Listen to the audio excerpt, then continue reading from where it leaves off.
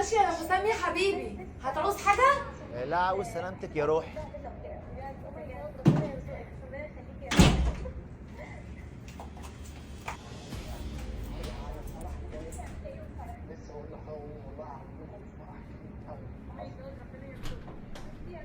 السلام عليكم. اهو بتاعت الفراشه. اكيد استاذ سعيد بعتك عشان تعملي الفراشه بتاعت البيت صح؟ لا. يبقى اكيد استاذ محمد بتاع الديكور بعتك عشان تظبط لنا الشارع تقول لنا هنحط الكوشه فين ايه يا ريم؟ فين ومعمول فين. اه تعالي شيماء نزلت. قلت مين يا بنت؟ بصي اه بس نقعد عايزة براحتنا. أقول لكم على حاجة. تعالي بقى بدري عشان هي هتتاخر النهارده. اه اللي هترجع على الساعه 11 بالليل. ايوه ما تقلقيش. نقعد براحتنا.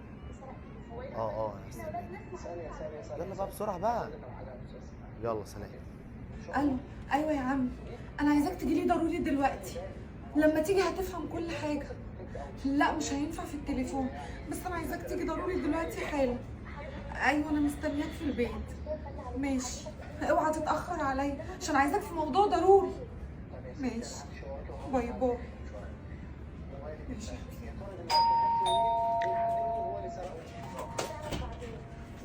بنت خير الشيماء يا بنتي في تعالى ايه؟ يا عمي، في ايه؟ هوريك مفاجأة دلوقتي. فاكرتي بس تخضتيني. تعالى معايا. ايه اللي بيحصل بس؟ قولي في ايه؟ والله عال